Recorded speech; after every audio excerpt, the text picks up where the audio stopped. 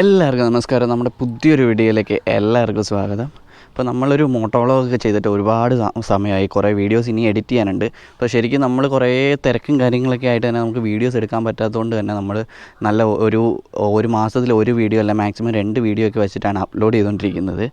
അപ്പം ഞാൻ അധികം വലിച്ചിട്ടില്ല. നമ്മുടെ ഇന്നത്തെ പരിപാടി എന്ന് വെച്ച് കഴിഞ്ഞാൽ നമ്മുടെ ടയർ കംപ്ലീറ്റ് പോയിരിക്കുകയാണ്. 2 ടയറും കംപ്ലീറ്റ് പോയിരിക്കുകയാണ്. നമ്മുടെ മുന്നത്തെ വീഡിയോ കണ്ടവർക്കൊക്കെ അറിയാം നമ്മുടെ ടയറിൻ്റെ അവസ്ഥ എന്തായിരുന്നു എന്നുള്ളത്. അപ്പം ഞാൻ ആദ്യം സ്റ്റോക്ക് ടയർ മാറ്റിയെന്ന് വെച്ച് കഴിഞ്ഞാൽ 28,000 കിലോമീറ്ററിലാണ് സ്റ്റോക്ക് ടയർ മാറ്റിയത്. അത് കഴിഞ്ഞിട്ട് ഇപ്പം ഞാൻ കാണിച്ചു തരാം. 74,800 കിലോമീറ്റർ ഉണ്ട്. അതായത് 28,000 കഴിഞ്ഞ് 38, 48, 58, 68 ഏകദേശം ഒരു 46,000 കിലോമീറ്ററിൽ പുറത്ത് നമ്മുടെ വണ്ടി ഓടിയിട്ടുണ്ട് ഈ ഒരു ടയർ. അപ്പം ടയറിൻ്റെ ഇപ്പോഴത്തെ അവസ്ഥ കണ്ട ചെറുതായിട്ടൊക്കെ ഇവിടെയൊക്കെ കീറിയിട്ടുണ്ട്. അതുപോലെ തന്നെ ഫ്രണ്ട് ടയർ പിന്നെയും കുഴപ്പമില്ല, പക്ഷേ ബാക്ക് ടയറാണ് മൊത്തം പോയത്. വണ്ടി ഇപ്പം പഞ്ചറാണ്. ഞാൻ ഇതിൻ്റെ ഇടയ്ക്ക് ഒരു മാസം മുന്നേ ഒരു 6-7 പഞ്ചർ ഒടിച്ചിട്ടുണ്ടായിരുന്നു. നമ്മൾ ഫണ്ടിൻ്റെയൊക്കെ ഇഷ്യൂസ് കാരണമായിട്ട് നമ്മൾ ടയർ മാറ്റാണ്ട് കൊണ്ടുപോയാണിത്. ഇവിടെ നിന്ന് ഗ്രിപ്പോ കാര്യങ്ങളോ ഒന്നും തന്നെ ഇല്ല. അതാണ് അവസ്ഥ. അപ്പോൾ നമ്മൾ ഇപ്പം ഈ ഒരു പഞ്ചർ ടയർ വെച്ചിട്ടാണ് നമ്മൾ കട വരെ പോകുന്നത്. ഭയങ്കര ബുദ്ധിമുട്ടാണ് ഓടിക്കാൻ. ഞാൻ ഭയങ്കര പതിയെയാണ് പോയിക്കൊണ്ടിരിക്കുന്നത്. ഇപ്പോൾ നമ്മൾ ഉള്ള സ്ഥലം എന്ന് വെച്ച് കഴിഞ്ഞാൽ ട്രിവാൻഡ്രത്താണ്. നമ്മളിപ്പം വർക്കും കാര്യങ്ങളൊക്കെ ട്രിവാൻഡ്രത്താണ്. അതുകൊണ്ട് തന്നെ നമ്മൾ ബാംഗ്ലൂരിൽ നിന്ന് ട്രിവാൻഡ്രത്തേക്ക് ഷിഫ്റ്റ് ചെയ്തു. അപ്പോൾ നമ്മളാണെങ്കിൽ ടയറും കാര്യങ്ങളൊക്കെ സെലക്ട് ചെയ്ത് വെച്ചിട്ടുണ്ട്. നമ്മളൊരു കടയിൽ വിളിച്ച് പറഞ്ഞിട്ടുണ്ട്. അപ്പോൾ അവിടെ ചെന്നാൽ മതി എന്നാണ് പറഞ്ഞത്. നമുക്ക് എന്തായാലും കടയിലോട്ട് പോകാം. അപ്പം ഞാൻ നിൽക്കുന്ന സ്ഥലത്തുനിന്ന് ഏകദേശം 4 കിലോമീറ്ററോളം ഉണ്ട്.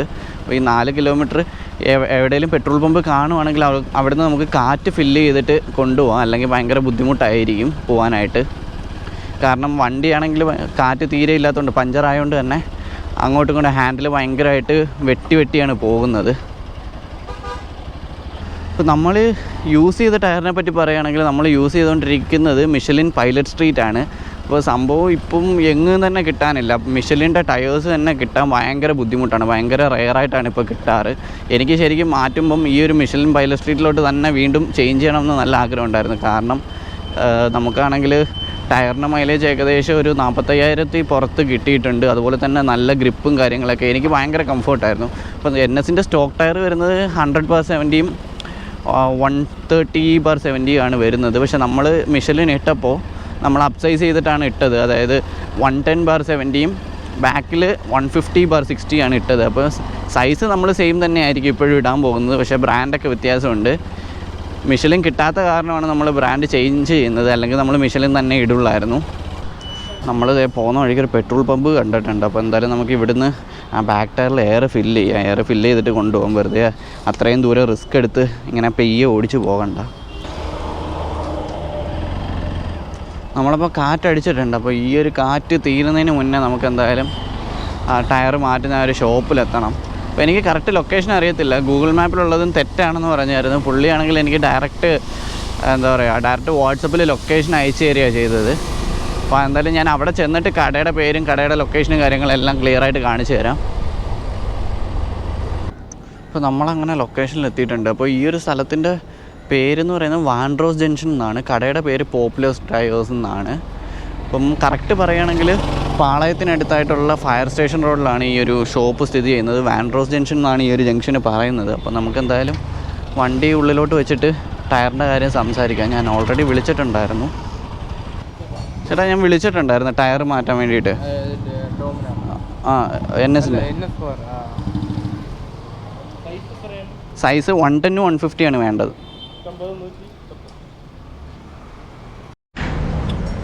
അപ്പോൾ അവരാണെങ്കിൽ നമ്മുടെ ടയർ അഴിച്ചു തുടങ്ങിയിട്ടുണ്ട്.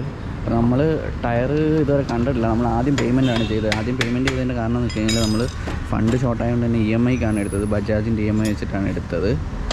അപ്പം ഞാൻ ടയർ വരുമ്പോൾ ബാക്കി ഡീറ്റെയിൽസ് കാണിച്ചു തരാം.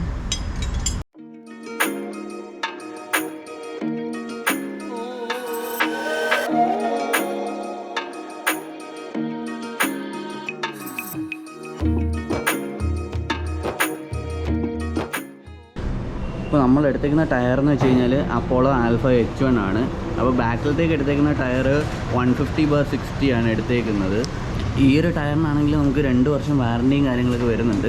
ഞാൻ ഇതുവരെ യൂസ് ചെയ്തിട്ടില്ല, അതുകൊണ്ട് എങ്ങനെയാണ് ടയർ എന്നുള്ളത് അറിയത്തില്ല. നമ്മൾ കുറേ പേരോട് ചോദിച്ചിട്ടുണ്ടായിരുന്നു. അപ്പോൾ കുറേ പേരോട് ചോദിച്ചിട്ട് നല്ല അഭിപ്രായം കിട്ടിയതുകൊണ്ടാണ് നമ്മൾ ആൽഫ H1 തന്നെ എടുക്കാം എന്നുള്ള ഒരു തീരുമാനം വന്നത്. പക്ഷേ ഇവിടെ വേറെ എന്തെങ്കിലും കിട്ടുകയാണെങ്കിൽ അതും കൂടി നോക്കാമെന്ന് വിചാരിച്ചു, ഫണ്ടിൻ്റെ ഇഷ്യൂ കാരണം. പക്ഷേ ഇവിടെ ഇവർ പുതിയ ഷോപ്പായ കാരണം ഇവിടെ സ്റ്റോക്കൊന്നും ഇരിപ്പില്ല. ഞാനിത് നേരത്തെ പറഞ്ഞുകൊണ്ട് അവരെടുത്തിട്ട് വെച്ചായിരുന്നു.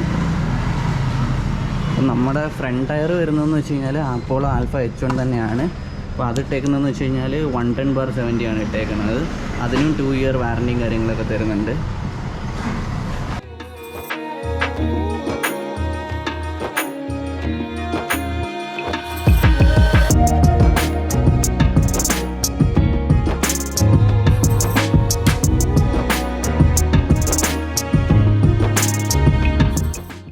അപ്പോൾ നമ്മുടെ വണ്ടിയുടെ റിയർ ടയറും ഫ്രണ്ട് ടയറും മാറ്റി കഴിഞ്ഞിട്ടുണ്ട്. നമ്മൾ ഇട്ടത് അപ്പോളോ ആൽഫ H1 ആണ്. 150ഉം 110, 150 റിയറിലും 110 ഫ്രണ്ടിലുമാണ് ഇട്ടത്. അപ്പോൾ ഞാൻ ഇതിൻ്റെ പ്രൈസും കാര്യങ്ങളും അതുപോലെ തന്നെ ഇപ്പോൾ ഇത് ഇട്ട് കഴിഞ്ഞിട്ട് ഓടിക്കുമ്പോഴുള്ള ഡിഫറൻസും കാര്യങ്ങളും എല്ലാം ഞാൻ ഓടിച്ചുകൊണ്ട് തന്നെ പറയാം.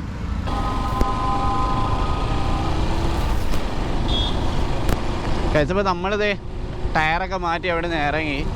നമ്മൾ ഓടിക്കുമ്പോഴാണ് ചെറിയൊരു ഹാൻഡിലിന് വോബ്ലിംഗ് ഉണ്ട്. അതായത് ഇത്തിരിയിലെ ടയർ വെട്ടി തേഞ്ഞിരിക്കുമ്പം 2 സൈഡിലോട്ടില്ലേ ആടി പോകില്ലേ, കോൺസെപ്റ്റൊക്കെ പോയിരിക്കും, അതുപോലത്തെ ഒരു എഫക്റ്റ് ഉണ്ട്. അതിപ്പം ഞാൻ അന്ന് ആദ്യമായിട്ട് മിഷലിൻ ടയേഴ്സിലേക്ക് മാറിയപ്പോഴും ആ ഒരു എഫക്റ്റും കാര്യങ്ങളും ഉണ്ടായിരുന്നു. അത് കുറച്ച് കഴിയുമ്പോൾ മാറുമെന്ന് പ്രതീക്ഷിക്കുന്നു. അപ്പോൾ ടയർ മാറിയത് പിന്നെ നമ്മൾ നേരത്തെ യൂസ് ചെയ്തപ്പോൾ ഒട്ടും ഗ്രിപ്പും കാര്യങ്ങളും ഒന്നും ഇല്ലാത്തൊരു ടയറാണ് യൂസ് ചെയ്തുകൊണ്ടിരുന്നത്. അപ്പോൾ അതിൽ നിന്ന് ഇതിലോട്ട് മാറിയപ്പോഴത്തേക്കും നല്ല ഡിഫറൻസ് ഫീൽ ചെയ്യുന്നുണ്ട്. അപ്പോൾ നമ്മൾ ഇത് EMIക്കാണ് ടയർ എടുത്തത് പോപ്പുലർ ടയേഴ്സ് എന്നാണ് ട്രിവാൻഡ്രം. അവർക്കാണെങ്കിൽ വേറെ ഒരു ഷോപ്പുണ്ട്, ഒരു തകരപ്പറമ്പ് റോഡെന്ന് പറഞ്ഞിട്ട് ഒരു റോഡുണ്ട്. ആ ഒരു റോഡിൽ ഒരു ഷോപ്പുണ്ട്. നമ്മളിപ്പോൾ ഗൂഗിൾ മാപ്പിൽ അപ്പോളോ ടയേഴ്സ് എന്ന് സെർച്ച് ചെയ്യുകയാണെങ്കിൽ വരും. അപ്പോളോ ടയേഴ്സ് പോപ്പുലർ ടയേഴ്സ് എന്ന് സെർച്ച് ചെയ്യുകയാണെങ്കിൽ ആ ഒരു കട കാണിക്കുന്നുണ്ട്. ഞാനപ്പം വിളിച്ചത് ആ കടയിലേക്കാണ്. പക്ഷേ അവർ പറഞ്ഞ് ഇവിടെ പുതിയതായിട്ട് അവർക്കൊരു ഷോപ്പ് തുടങ്ങിയിട്ടുണ്ട്, അവരവിടെ ടയർ എടുത്ത് വെച്ചിട്ടുണ്ട്, അങ്ങോട്ട് വന്നാൽ മതി എന്നും പറഞ്ഞിട്ട് എനിക്ക് വാട്സപ്പിൽ ലൊക്കേഷൻ അയച്ച് തരികയാണ് ചെയ്തത്. അങ്ങനെയാണ് ഞാൻ ഈ ഷോപ്പിലോട്ട് വന്നത്. അപ്പം നമുക്ക് എമൗണ്ട് ആയതെന്ന് വെച്ച് കഴിഞ്ഞാൽ ഫ്രണ്ടിന് റിയറിന് രണ്ടും കൂടി എനിക്ക് വന്ന എമൗണ്ട് 10,600 ഇപ്പോൾ ഈ അപ്പോളോയുടെ ടയേഴ്സിന് പല ഷോപ്പിലും പല വിലയാണ്. ഇപ്പം ഞാനാണെങ്കിൽ കൊല്ലത്ത് ചോദിച്ചപ്പം രണ്ടും കൂടി പെയറിന് 10 രൂപയുള്ളായിരുന്നു. പിന്നെ അവിടെ EMI ഫെസിലിറ്റി ഇല്ലായിരുന്നു. അപ്പോൾ നമുക്ക് EMI ഫെസിലിറ്റിയും എല്ലാം കൂടി വെച്ച് നോക്കി വണ്ടി ഇവിടെ ട്രിവാൻഡ്രത്ത് തന്നെയായിരുന്നു. അപ്പം നമുക്ക് 10 രൂപയ്ക്ക് അവിടെ എടുത്തു കഴിഞ്ഞാൽ ഫിറ്റ് ചെയ്യാൻ വേറെ ചാർജ്. അപ്പോൾ എല്ലാം കൂടി നോക്കിയപ്പോൾ ഞാൻ വിചാരിച്ചു ഇവിടുന്ന് തന്നെ എടുക്കുന്നതായിരിക്കും ബെറ്റർ എന്ന് വിചാരിച്ചിട്ടാണ് ഇവിടുന്ന് തന്നെ എടുത്തത്. അപ്പോൾ നമുക്ക് ആദ്യം ഒരു പേയ്മെൻറ്റ് EMI എടുത്തുകൊണ്ട് തന്നെ നമുക്ക് ഫസ്റ്റ് പേയ്മെൻറ്റ് വന്നതെന്ന് വെച്ച് കഴിഞ്ഞാൽ ഒരു 750 രൂപ പ്രോസസ്സിങ് ചാർജ് വന്നിട്ടുണ്ട്. ബാക്കിയൊക്കെ നോ കോസ്റ്റ് EMI ആണ്. അപ്പം ടയറിൻ്റെ വിലയും ഒരു 750 രൂപയും കൂടിയാണ് നമുക്ക് EMI ഫെസിലിറ്റി എടുത്തുകൊണ്ട് അധികമായിട്ട് വന്നത്. അപ്പം ടയർ നമുക്ക് എന്തായാലും നമ്മൾ ഇട്ട ഉടനെ നമുക്ക് അതിൻ്റെ റിവ്യൂവും കാര്യങ്ങളും ഒന്നും തന്നെ പറയാൻ പറ്റത്തില്ല. എന്തായാലും ഞാനിത് ഒരു 500,000 കിലോമീറ്ററോളം ഓടിച്ചിട്ട് ഈ ടയർ എങ്ങനെ ഉണ്ടെന്നുള്ളൊരു റിവ്യൂ വീഡിയോ ആയിട്ട് തന്നെ ചെയ്യുന്നുണ്ടായിരിക്കും.